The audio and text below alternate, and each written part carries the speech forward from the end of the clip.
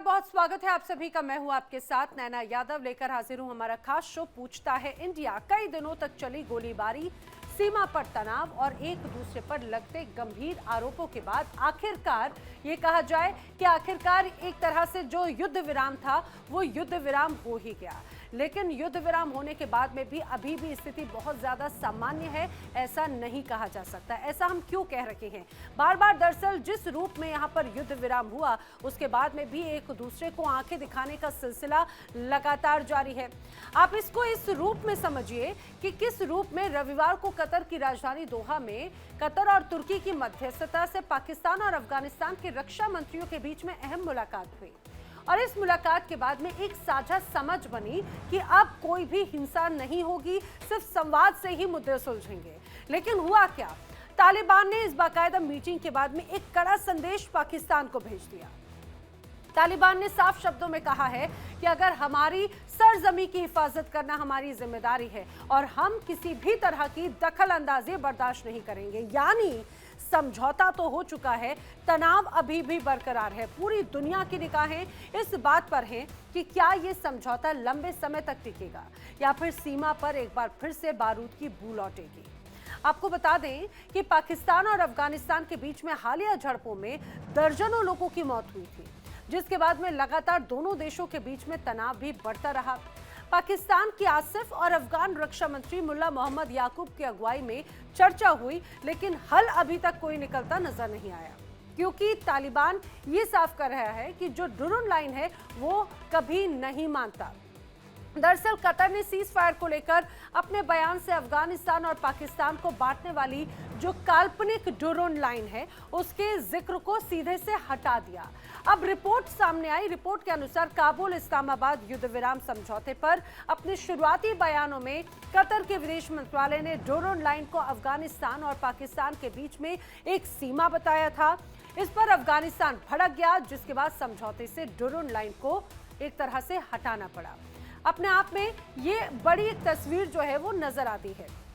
अब अलग अलग प्रतिक्रियाएं भी इस दौरान लगातार देखने को मिली। प्रतिक्रियाएं किस तौर से देखने को मिली? लगातार तालिबान पाकिस्तान को ये वार्निंग देता रहा कि हमारे घर के जो मसले हैं उन्हें हम ही सुलझाएंगे, हमें किसी और की जरा सी भी दखल अंदाजी पसंद नहीं है। और ये बयान कोई और नहीं बल्कि जबीउल्लाह मुजाहिद, उनकी तरफ से बयान सामने आया और उन्होंने ये भी कहा कि जंग एक तरह से अफगानिस्तान के ऊपर थोपी गई है। पाकिस्तान के अफगान क्षेत्र का उल्लंघन सीधे सीधे किया गया है। अगर हमले जारी रहे तो और भी ज्यादा सख्ती से जवाब देंगे और अफगानिस्तान हर कीमत पर खुद की रक्षा करेगा। ये दरअसल तालिबान के प्रवक्ता हैं जबीउल्लाह मुजाहिद, उनकी तरफ से ये सीधे सीधे बातें कही गई और ये बातें नहीं बल्कि सीधे सीधे एक बड़ी वार्निंग एक तरह से नजर आती है। अब इसीलिए बड़ा सवाल जो है वो खड़ा होता है। बड़े सवाल, तालिबान ने पाकिस्तान की बात मानने से आखिर क्यों इनकार कर दिया है? सवाल ये भी, क्या पाकिस्तान को अब तालिबान ने सबक सिखाने की ठान ली है? सवाल ये भी, क्या पाक की धोखेबाजी से अफगानिस्तान अब सतर्क हो चुका है? ये वो तमाम बड़े सवाल हैं जो अब ज़रूर इन दोनों ही मुल्कों की जनता के साथ साथ पूरी दुनिया के लोगों के मन में ज़रूर नज़र आते हैं। करेंगे चर्चा मेरे साथ में इस दौरान जो खास मेहमानों का पैनल है वो जुड़ रहा है। इस सबसे पहले आपको बता देती हूँ, रिटायर्ड एयर वाइस मार्शल रक्षा विशेषज्ञ के तौर पर ओपी तिवारी जी इस समय मेरे साथ में जुड़ रखे हैं और भी तमाम खास मेहमान जैसे ही तस्वीर सामने आएगी आपको मिलवाऊंगी। ओपी तिवारी जी, बहुत स्वागत है और आपका, और सबसे पहले आपको दीपावली की बहुत ढेर सारी शुभकामनाएं sir. Thank you sir, thank you so much sir. यही बात समझना बहुत जरूरी है। पाकिस्तान और अफगानिस्तान के बीच में सीज फायर पर तो बात हुई, लेकिन जिन शर्तों पर बात हुई ऐसा लगता है तालिबान बिल्कुल भरोसा नहीं कर रहा और तालिबान अभी भी अपनी चीजों पर बहुत ज्यादा रिजिड है। देखिए किस तरीके से पाकिस्तान ने रिएक्ट किया। पाकिस्तान कह रहा है कि हमारा टारगेट एक ही था, वो तालिबान पाकिस्तान का चीफ था। उसके लिए उसने 4 प्लेसेस पे स्ट्राइक किया था। तब एक आदमी को मारना है, एक उसको डिस्ट्रॉय करना है, तब वो 4, काबुल, कोटा, जलालाबाद, एक और जगह है, 4 जगह स्ट्राइक किया। मतलब क्या था? मतलब इसे ये भी लगता है कि भाई सिर्फ अफगानिस्तान के ऊपर अमेरिका चाहता है कि हम उसका एयरपोर्ट टेकअप करें, तो हो सकता है कि एक दबाव, अफगानिस्तान को दबाव डालने के लिए और अफगानिस्तान अमेरिका के दबाव में पाकिस्तान ने ये सब एयर स्ट्राइक्स किए हैं और ये एक बहाना है। अब जिस तरीके से समझौता हुआ, कतार एंड टर्की ने इंटरफेयर किया कि उन्होंने कहा कि जो ऑर्गेनाइजेशन पाकिस्तान के खिलाफ लड़ रही है, उसको अफगानिस्तान मदद नहीं करेगा। लेकिन अफगानिस्तान ने कभी कहा ही नहीं है कि हम उसकी मदद कर रहे हैं और ये ऑर्गेनाइजेशन किसके लिए लड़ रही है।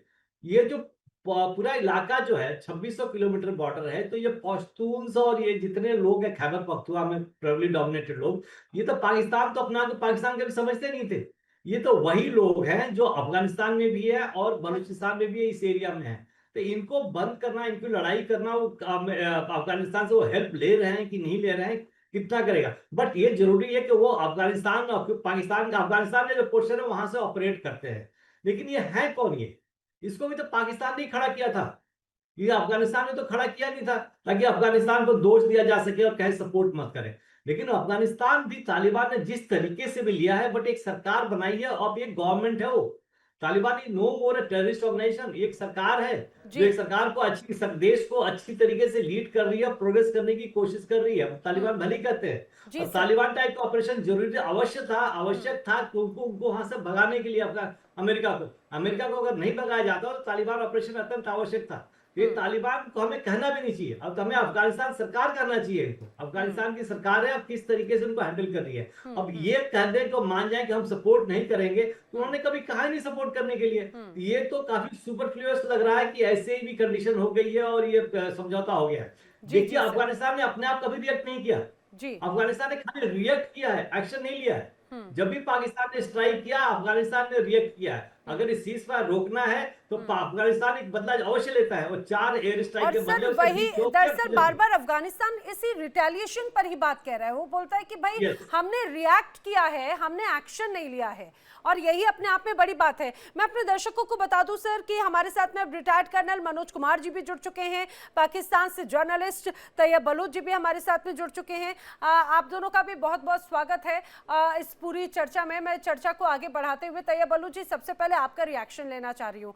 एक तरफ यहाँ पर बाकायदा पहले दोहा फिर कतर, और लगातार यहाँ पर ये पीस प्लान को लेकर बातचीत हुई है, सीज फायर को लेकर, कि यहाँ पर शांतिपूर्वक एक तरह से दोनों देशों के बीच में ताल्लुकात रहे। लेकिन एक बड़ी बात जिस तरह से तालिबान की तरफ से कही गई, उनका ये क्लियर संदेश है कि यहाँ पर ठीक है सीज फायर पर तो बात हो रही है, लेकिन हमें अगर कोई कंट्रोल करने की कोशिश करेगा तो हम उसे स्वीकार नहीं करेंगे, और हमारे देश के अंदरूनी मामलों में हस्तक्षेप बिल्कुल स्वीकार नहीं किया जाएगा। ये क्या धमकी है तालिबान की?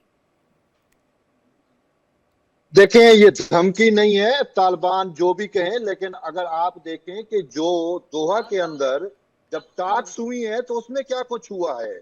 बाहर आप जो भी परसेप्शन बना लें, जो भी आप चीजें बना लें, वो अलग होती हैं। जो अंदर जो टेबल टॉक्स पे चीजें चली हैं वो क्या है, मैं आपको जरा से बताता हूं कि जब ही ये टॉक्स का स्टार्ट हुआ तो वहां के उनके जो मिनिस्टर थे स्टेट पे पाकिस्तान के, ख्वाजा आसिफ थे, तो तालिबान ने जो ही कतर की मौजूदगी में, जो कतर के सालिस वहां पे मौजूद थे टेबल के ऊपर, वहां पे जब ये बात शुरू हुई तो तालिबान की जानिब से ये मुद्दा इख्तियार किया गया कि पाकिस्तान जो है वो हमारे ऊपर हमले बंद कर दे और उसके बाद जो है वो फिर बात होगी।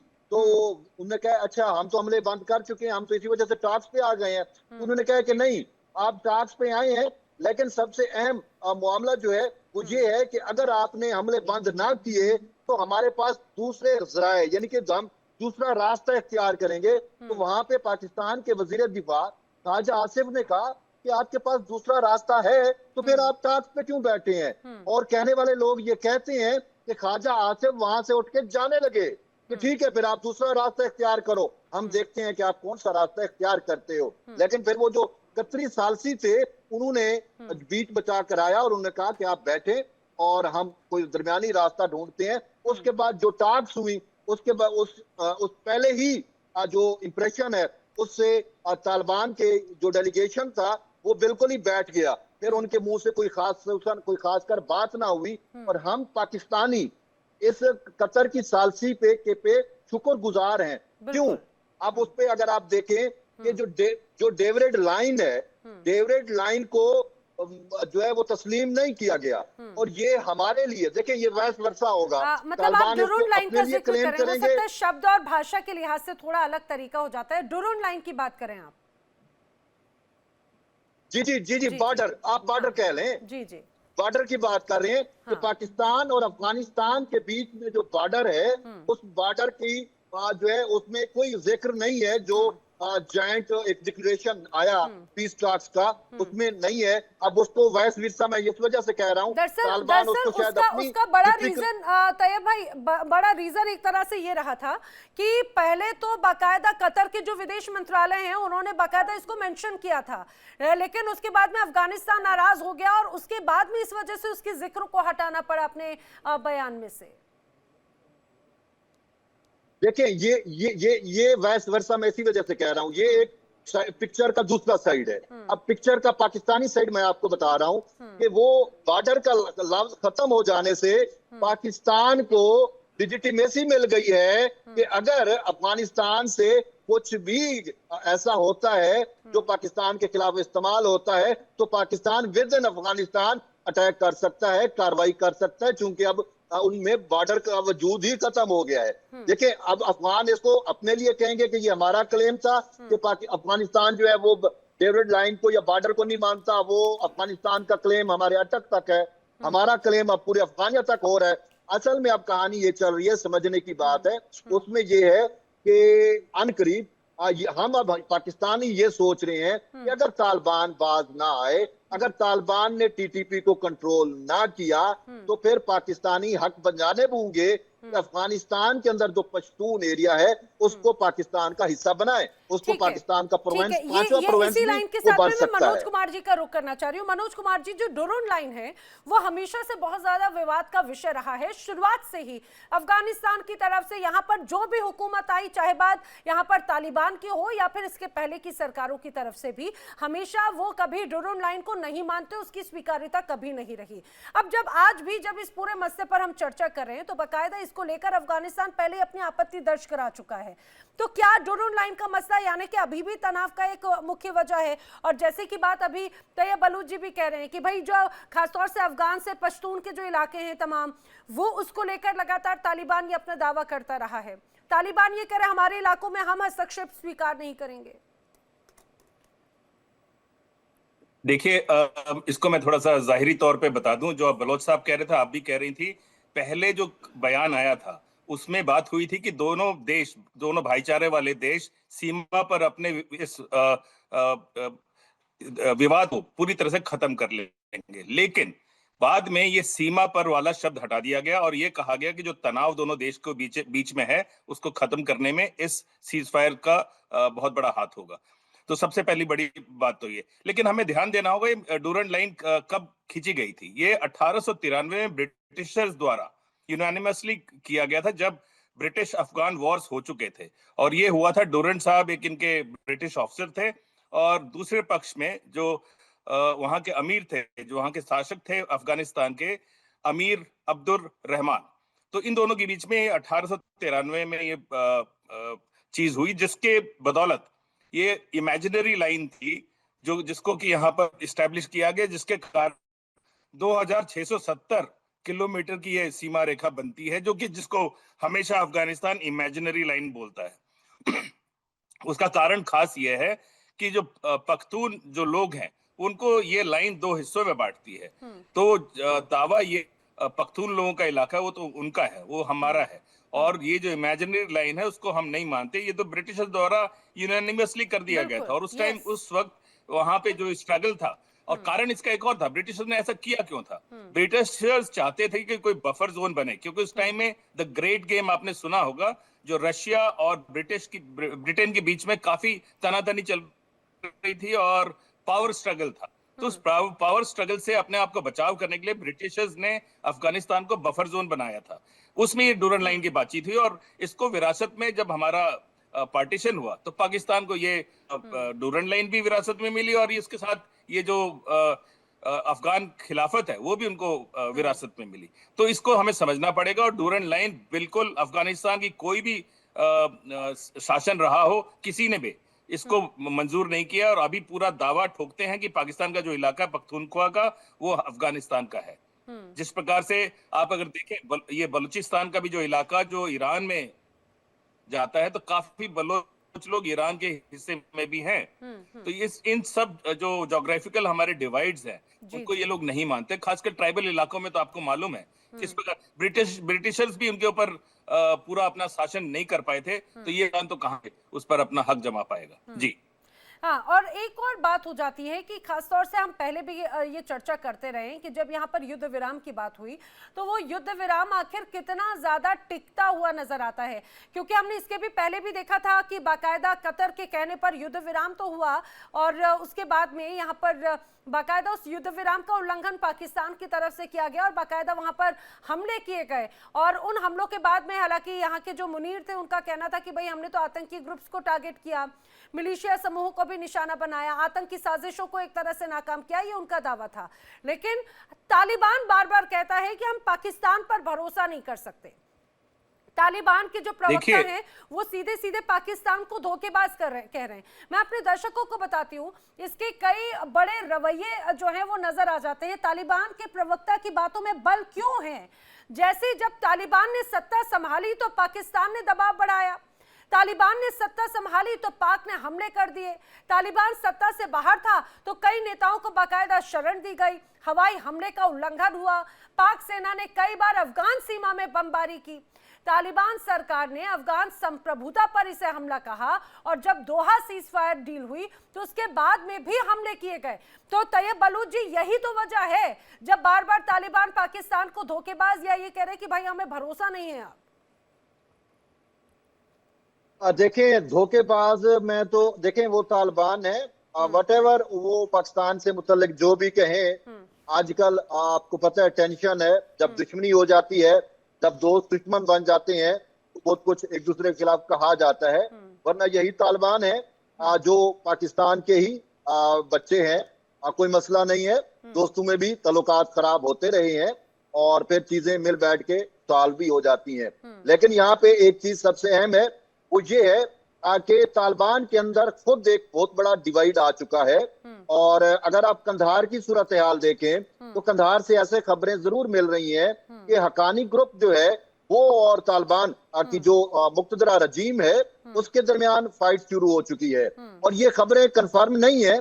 इस हवाले से मैं आपको बतलाता चलूं कि ये खबर जरूर आई है कि सिराजुद्दीन हकानी को, जो हकानी ग्रुप का जो है वो लीडर है, उसको जो है डिटेन भी किया गया है काबुल के अंदर और उस वजह से जो है वो कंधार में खसूसन हालात खराब होते जा रहे हैं। अब सूरत हाल ये है कि यही अमीर मुत्तकी साहब जो अभी हाल ही में आपके इंडिया से दौरा करके गए हैं, मुझे बताएं कि इनका क्या पूरा कैरियर, कभी इन्होंने गन उठाई है? क्या इन्होंने तालिबान जिहाद में हिस्सा लिया है? क्या इन्होंने नेटो के खिलाफ? नहीं। कहने का मतलब जो मैं पॉइंट बिल्ड करना चाह रहा हूं कि इब्न वक्त मुल्ला जो है वो आ गए जब अफगानिस्तान में ट्रांजैक्शन हो रहा था हुकूमत का, तो वो अब पावर में आ गए हैं।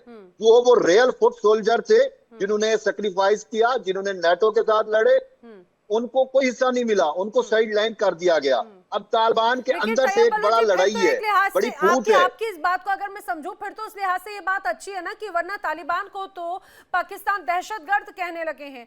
अब अगर ऐसे लोग जिनका खासतौर से युद्ध या लड़ाई या फिर जंग से कोई लेना देना नहीं, तो वो कम से कम एडमिनिस्ट्रेटर हैं, वो दहशतगर्द तो नहीं होंगे। आप इसको इस रूप में कह रहे हैं कि अमीर मुत्तकी कैसे एडमिनिस्ट्रेटर हो सकते हैं? अमीर मुत्तकी को कैसे एडमिनिस्ट्रेटर हो सकते हैं? अमीर मुत्तकी का सारा बिजनेस क्वेटा में था, उसके भाई आप क्वेटा में बिजनेस करते रहे हैं, वो वहां से जाके कतर में पैसा लेके चला गया। कहने का मतलब ये है कि वो अपने अफगानों के साथ ही नहीं है। मैं आज आपको बता रहा हूं कि पाकिस्तान के अंदर जो मौजूद अफगान है, या आप काबुल में चले जाएं, जो रियल अफगानी है वो तो इस रजीम से नाला है। वो तो दुआ करता है कि पाकिस्तान कोई ऐसा इंटरवेंशन करे, पाकिस्तान कोई रजीम चेंज करे और हमें इनसे छूट मिल जाए, हमारी इससे जान खुलासी हो सके। आप ये बात कह रहे हैं, लेकिन इसी बात को लेकर वैसे मैं अपने दर्शकों को बता दूं, शुमाइला सिद्दीकी भी हमारे साथ में पाकिस्तान से पत्रकार जुड़ चुकी हैं। लेकिन मैं ओपी तिवारी जी आपका रुख करते हुए जो बात अभी कह रहे हैं यहाँ पर तैयब बलूच जी कि भाई पाकिस्तान के रिटेलिएशन या फिर हमले को लेकर, या दूसरी बात ये कि भाई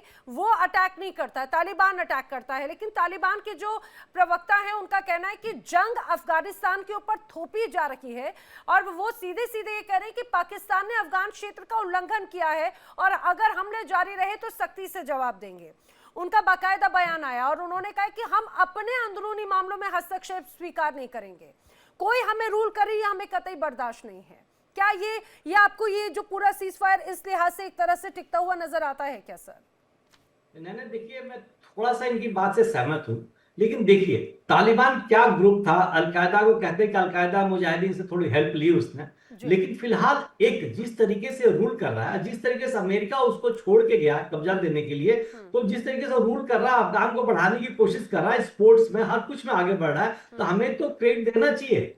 तालिबान को कुछ भी हो, प्रभाव कैसे लड़ा, कैसे अमेरिका को सेव किया, वो तो बात अलग है, लेकिन जहां तक ये बता रहे कि उनके आपस में भी गैप हो रहा है। अभी देखो ये जो देखिए ना, अगर कोई कंट्री या किसी देश के खिलाफ एयर एफर्ट का यूज करता है, इसका मतलब उसको काफी डर है। और प्लस वो ये कह रहा था, पाकिस्तान ने कहा था कि हम खाली इसके चीफ को मारेंगे, एक चीफ के मारने के लिए तो 4 जगह किया, और कंधार में भी इन्होंने ड्रोन अटैक किए, वहां भी तालिबान के लड़ाके काफी मारे गए हैं, जो पूरी डिटेल खबर भले ही नहीं आई हो, लेकिन मारे गए हैं। लेकिन आपस में जो कंफ्यूजन वाला जो बात हो रही है, मैं इस पर सहमत नहीं हूँ, बिकॉज इनसे बात से सहमत नहीं हूँ कि तालिबान में खूब सारे फ्रैगमेंट्स है, थोड़े बहुत डिफरेंसेज अवश्य होंगे, लेकिन जिस तरीके से ये इनके पाकिस्तान के खिलाफ खड़े हो गए हैं, पाकिस्तान के खिलाफ खड़े हो गए हैं, और जिस तरह से 19-20 चौकियां जो हमने न्यूज में सुना है कि कब्जा करके ले गया, और उनकी यूनिफॉर्म भी उन्होंने रोड पे दिखाई कि हमने कितने लोग कब्जा कर रखा है, तो पाकिस्तान को भी भली बात मालूम समझ में आ रहा है कि अफगानिस्तान को ग्राउंड पे हम उनसे सामना नहीं कर सकते। यही नतीजा ये हो रहा है कि at the cost of killing civilians वो अपना एयर स्ट्राइक भी कर रहे हैं, जो भले कतार और तुर्की को भी बर्दाश्त नहीं होगा, और भी जितने इस्लामिक देश है वो बर्दाश्त नहीं करेंगे। लेकिन अफगानिस्तान इससे बहुत क्लियर है कि अगर हमारे पर थोड़ा भी एक्शन हुआ तो हम उसका रिएक्ट करेंगे, और रिएक्शन ऐसा देंगे कि पाकिस्तान को समझ में नहीं आएगा। पाकिस्तान की बात एक बता दूं मैं, पाकिस्तान अफगानिस्तान बॉर्डर पर अपने आप को बहुत सेफ समझता था, इसीलिए वहां के जो जितने भी टेरर ऑर्गेनाइजेशन थे उनको सपोर्ट करता था। पाकिस्तान ने भी यही सोचा कि सरकार हमारे हाथ में पकड़ू होगी, हम जो कहेंगे ये करेंगे, बट इनको ये नहीं मालूम था कि अफगानिस्तान को आज तक विश्व में कभी भी किसी ने कब्जा नहीं कर पाया।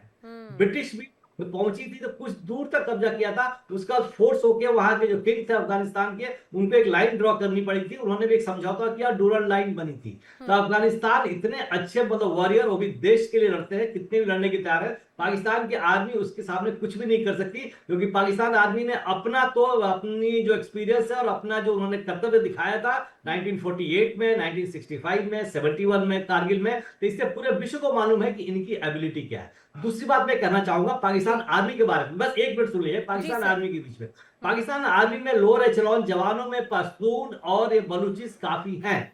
देखिए ये लोग भी देख रहे हैं कि उनका कितना शोषण हो रहा है, और प्लस पाकिस्तान की आर्मी का जो अपर एचेलॉन है, जो पाकिस्तान का मेजर हेडेक है, और पाकिस्तान में क्या कर रहे हैं, सारे कॉमर्शियल एक्टिविटी जो करा रहे हैं पाकिस्तान आर्मी के थ्रू करा रहे हैं, तो और पैसा लूट के सब बाहर फेंक रहे हैं। तो सबसे बड़ा जो शेर दर्द है ये जितने जनरल से पाकिस्तान आर्मी के, तो मुझे पूरी उम्मीद है कि पाकिस्तान के अंदर बहुत जल्दी बगावत होगी, और जो जवान हैं जो उस बॉर्डर पर तैनात है, उनका कोई मोटिवेशन हाई नहीं है, वो क्यों लड़ेंगे उनके साथ। तो ऑब्वियसली अफगानिस्तान भी, हालांकि मुझे लग रहा है कि ये डिस्प्यूट्स तो लगातार हम देख ही रहे हैं, और खासतौर से अब अफगान के जो तालिबान के जो तमाम लोग हैं वो ये कह रहे हैं कि भाई जो ड्रोन लाइन है वो एक काल्पनिक है, हम उसे स्वीकार करते ही नहीं है। इसी लाइन के साथ में मैं शुमाइला का रुख कर रही हूँ।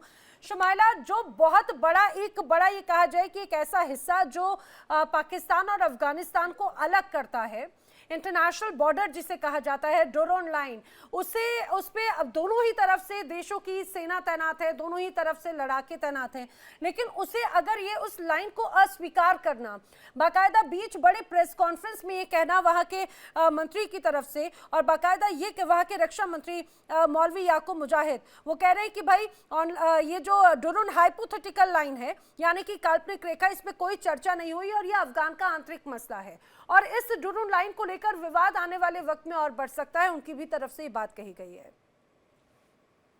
देखिए नैना, पहले तो आप लोगों को ये क्लियर करना बहुत जरूरी है कि वॉर हमने स्टार्ट नहीं की। दूसरी बात, हमें अफगानिस्तान पे कब्जा नहीं करना, ना हमें उसके ऊपर रूल करना है, ना हमें उससे कोई गर्ज है। ये दो चीजें डिफरेंट है। अगर आप रशियंस को लेते हैं, अमेरिकन को लेते हैं, वो कब्जा करने आए, रूल करने आए, जो भी कुछ है। अफगान को जो भी हमने भाई की तरह रखा, उनको अपनी जगह, अपने मुल्क में जगह दी। अभी भी बहुत सारे अफगानी हैं जो जिनकी दूसरी तीसरी नस्लें यहाँ पे रह रही हैं, और ये हमारी बहुत बड़ी मिस्टेक थी शायद जो हमें अभी खमियाजा भुगतना पड़ रहा है।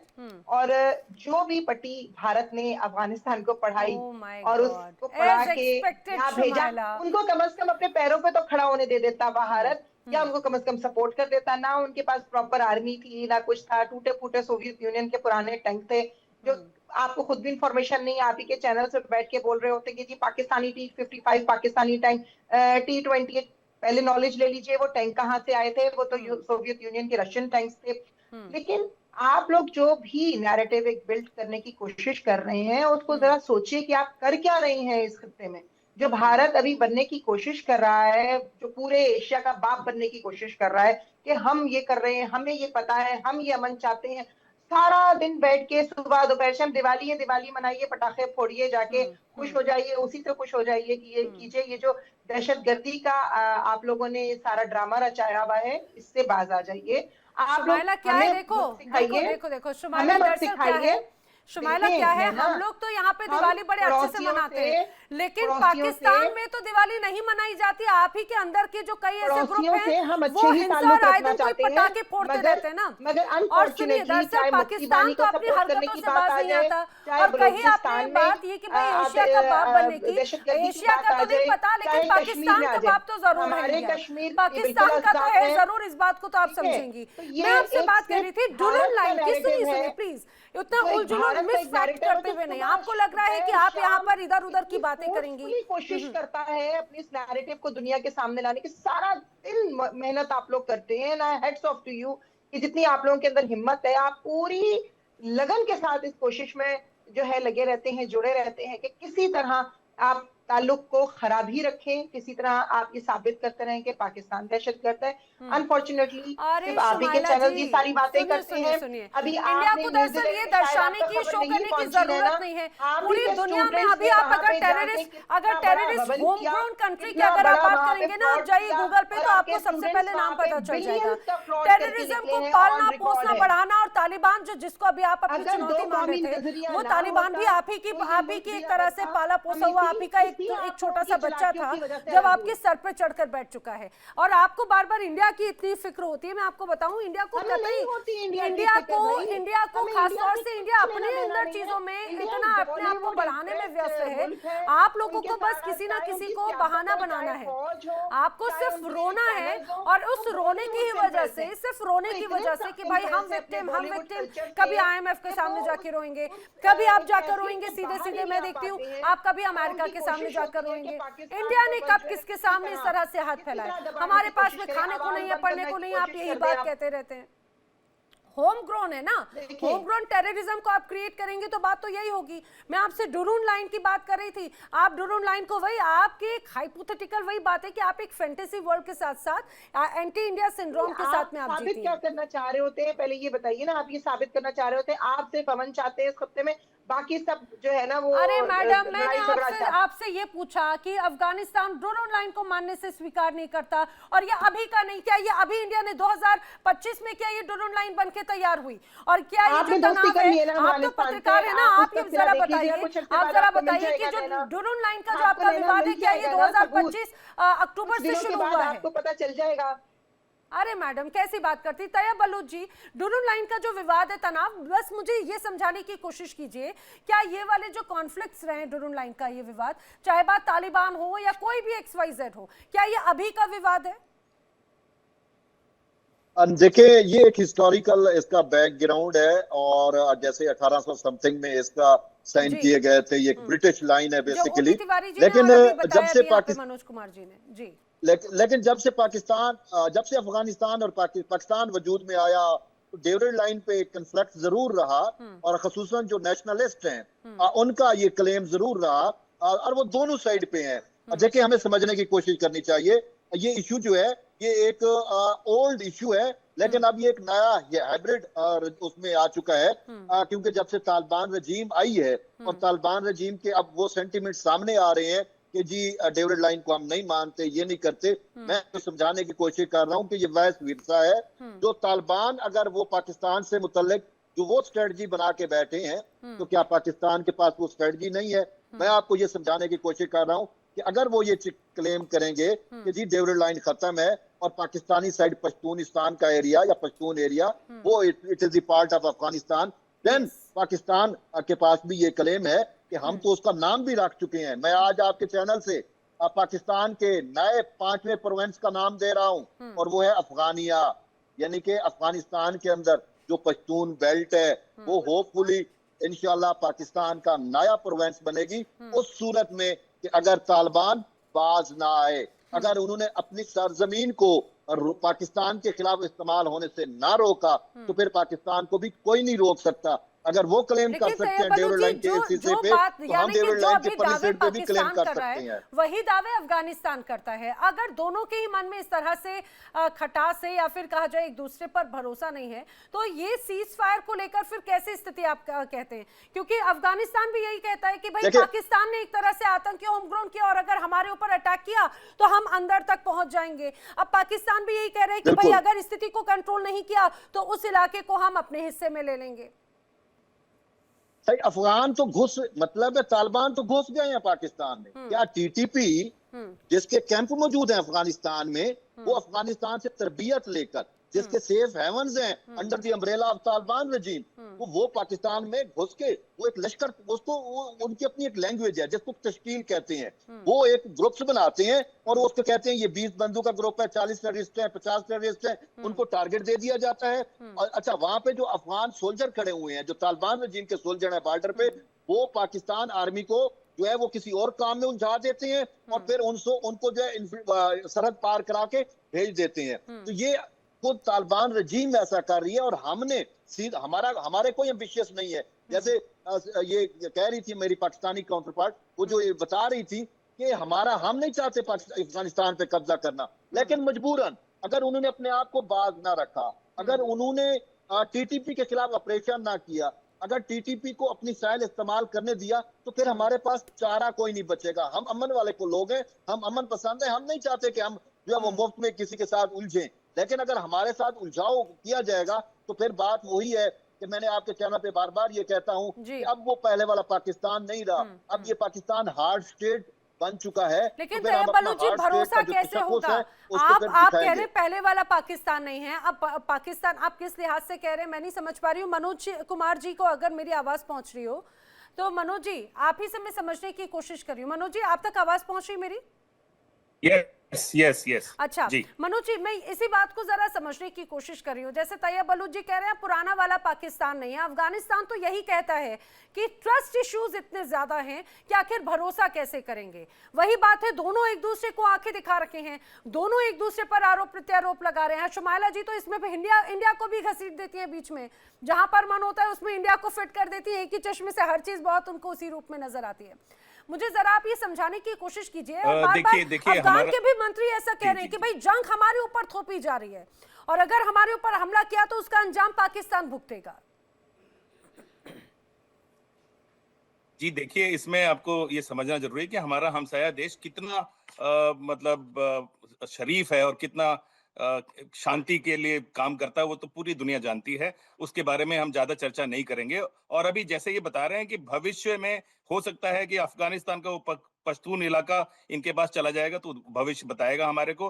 तालिबान के साथ जो भी भिड़ा है वो कभी बचा नहीं है। अफगानिस्तान में जो भी रहे हैं अफगानी बहुत खुदगर्ज लोग हैं और ऐसा होने नहीं वाला है जो पाकिस्तान के मंसूबे हैं। मुझे तो लगता है बलूचिस्तान अलग होगा, खैबर पख्तूनख्वा अलग हो जाएगा और सिंध में भी बहुत सारी चीजें चल रही है। और बाकी पीओके में क्या चल रहा है ये हमारे बलोच भाई भी जानते हैं। तो मेरा ये कहना है कि डूरेंट लाइन किसी भी तरह से अफगानिस्तान को नागवार है। चाहे वो जो अमेरिकन ने स्टैब्लिश की थी वहां पे रजीम, उन्होंने भी कभी इसको तस्लीम नहीं किया, ना ही किसी और ने। रजीम जो भी आई शुरू से अभी तक किसी ने भी इसको तस्लीम नहीं किया है। ये उनकी मजबूरी है क्योंकि अफगानिस्तान काफी इनस्टेबल रहा है, अनस्टेबल रहा है बहुत दिनों से। तो उस कारण से अभी देखिए जिस प्रकार से इन्होंने हमले किए, हवाई जहाजों से वहां पे हमले किए उनके अफगानियों के ऊपर काबुल में पहुंचकर, मेरे ख्याल से उन्होंने, हमारे हमसाया मुल्क जो है हमसे सीखते हैं। जैसे उनके ऊपर हमले हुए तो उन्होंने सोचा उसी प्रकार के हमले करके वो निपट जाएंगे, पर उनके लिए आसान नहीं होगा।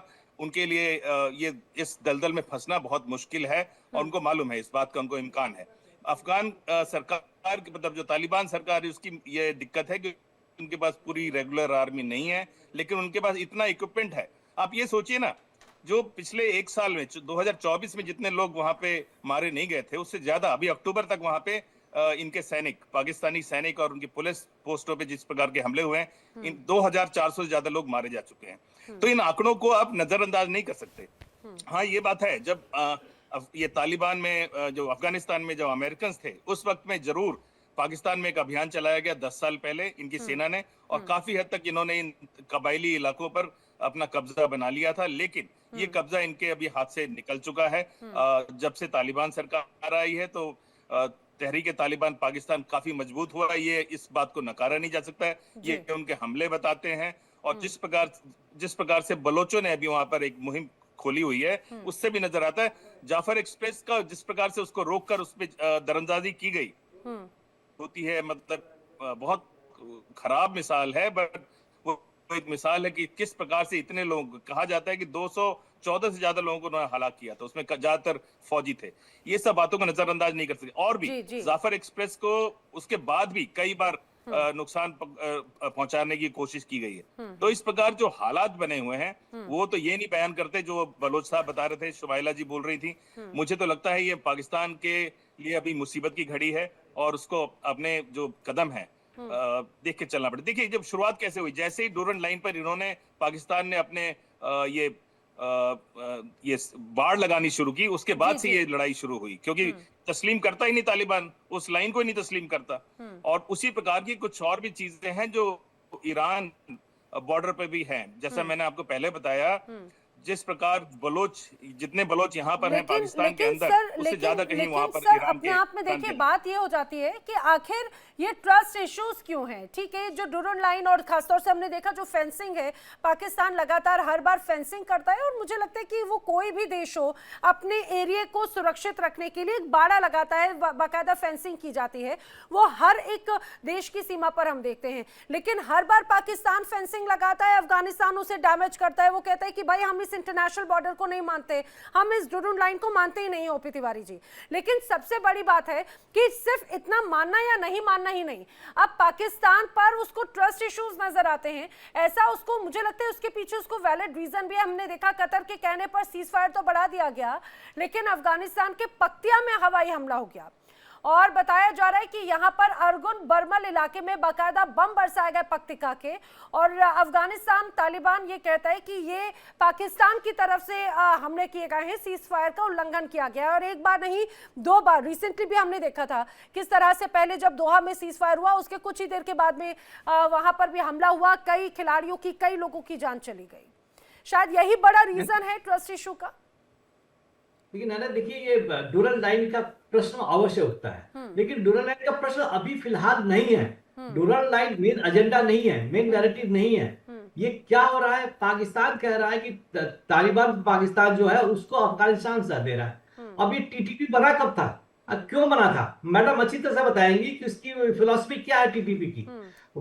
ये परेशानी ये है कि जो एरिया है डूरन लाइन के अराउंड, जो एरिया है, एक तरह के पश्तून्स है, उनकी कल्चरल एथनिक सब वैल्यू एक साथ रहते हैं, उनको अलग किया जाए, और पाकिस्तान के अंदर जो लोग हैं उनको अगर शोषण किया जाए, उनको एक्सप्लॉइट किया जाएगा, तो दूसरी साइड के लोग अवश्य खड़े होंगे।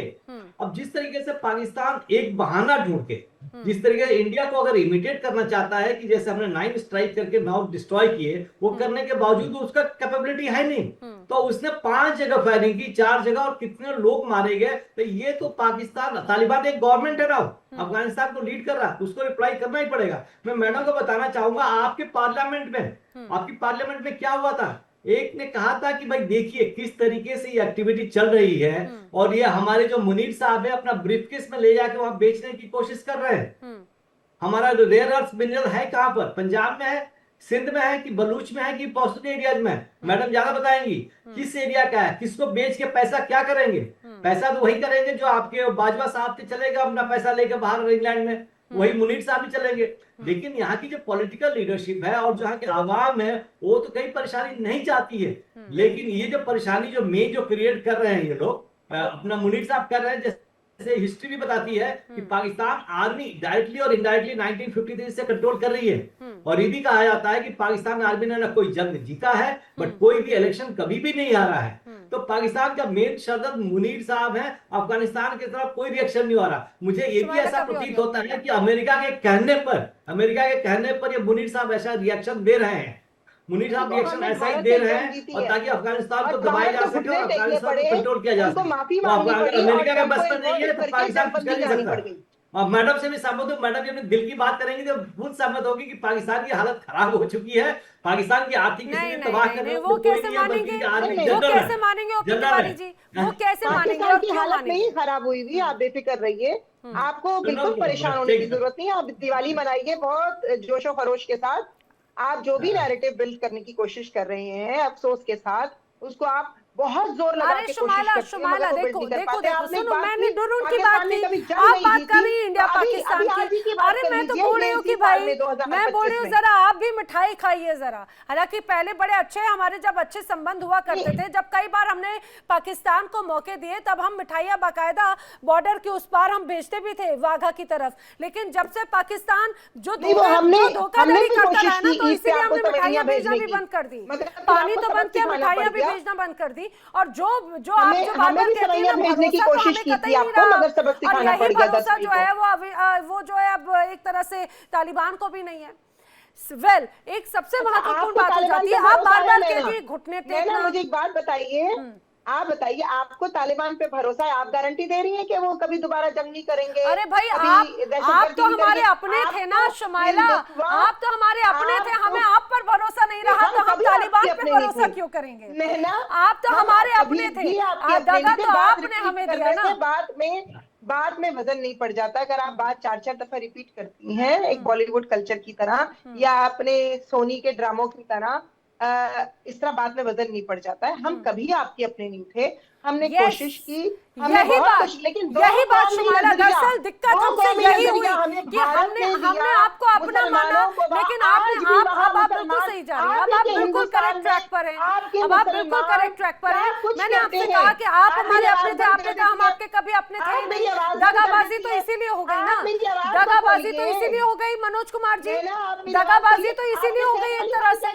हम तो इन्हें अपना मानते थे, शुमाइला तो क्लियर कह रही है हम तो कभी आपके थे ही नहीं। क्या कहती हैं आपके अपने मनोज कुमार जी के स्टार्स क्या कहते हैं? बिकॉज दे आर मुस्लिम, उनको कभी घर नहीं मिलता, कभी कोई प्रॉपर्टी खरीदने में प्रॉब्लम होती है। शुमाइला, ओ प्लीज, ये फेक नैरेटिव, ये फेक नैरेटिव, आइए जरा आप उत्तर प्रदेश आइए जरा, आप उत्तर प्रदेश आइए जरा, यहाँ पे इतनी अच्छी हिंदू मुस्लिम तहजीब नजर आती है ना। जब हमारे यहाँ जब कांवड़ यात्रा निकलती है तो मुस्लिम भाई उसका स्वागत करते हैं, मिलजुल कर रहते हैं। अरे भैया, पूरा बनारस जो वाराणसी है, पूरी काशी की नगरी तो उसके इर्द गिर्द बसी हुई है। कैसी बात करती हैं आप? यही फेक नैरेटिव है जो दर्शाने की कोशिश आप लोग करते हैं, लेकिन वो आप हर बार एक्सपोज हो जाते हैं। मनोज कुमार जी जरा बताइए, मंदिर था, हर जगह आपके मंदिर थे पहले। अरे थे, अभी भी हैं। यहाँ पर जो मुस्लिम आक्रांता है, मुगलों ने आके यहाँ पे तस्वीर बदली। अब आप दूसरी दिशा की तरफ ट्रैक लेकर जा रही हैं, आप गाड़ी दूसरी दिशा की तरफ चर्चा को लेकर जा रही हैं। हिंदुस्तान रहा ही साधु संतों का हमेशा देश है। यहाँ पर मुस्लिम आक्रांता, यहाँ पर कहाँ से उनकी भूमिका नजर आई? आप बताइए, यहाँ पर कौन आए थे? जरा आप देखिए, आप तो देखिए ना कहाँ से आए थे ये अकबर बाबर, ये सब कहाँ से आए थे, जरा देखिए।